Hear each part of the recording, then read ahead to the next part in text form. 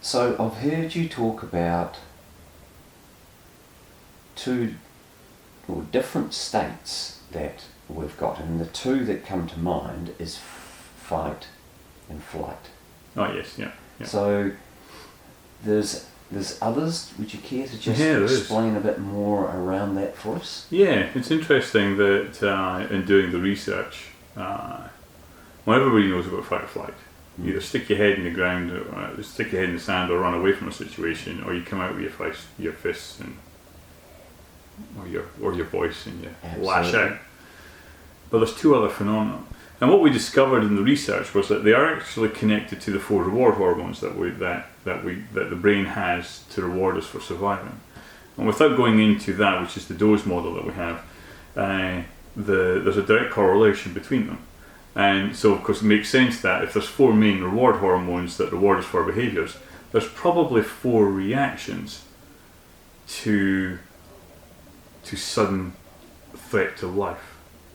And I say threat to life because the human brain has only got one mechanism to protect against a threat for life. So if your to-do list is a threat, the brain is looking at your to-do list going threat to life. Right? If the boss walks in the door and he or she's a threat to life. And so there's only one mechanism in the brain for that. And what we've discovered is that some of us, when we are put into that threatening position, walking down the road and a Rottweiler jumps up against a picket fence and it scares the bejesus out of you, some of us will likely have a go at the Rottweiler. They're the fighters. Whilst others will run up the next tree. They're the flyers, the take flight. And in nature, those are the two that you would most commonly have, would see. But there's 2 others, and the 2 others are freeze.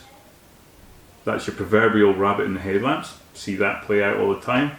And certainly in the workplace, those are the ones those are generally the people that are decision makers and achievers. Suddenly stop. Can't make a decision for love nor money. And they can't make that decision is because when the cortisol goes flowing through their brains and negates all that good hormones, they don't have a strategy then to help them make decisions because it comes naturally. And the other reaction is forget. So we've got fight or flight, freeze or forget. And those people they're the conscientious people, they're the detail-orientated people that can pull facts out of the back of their heads. And you go, they're almost like the walking encyclopedias. But you put them under stress and they have got no ability, no strategy to find information because they're so used to just claiming it all the time. So they go into this forget mode. And this is really important for anybody in a group environment, not just the leaders.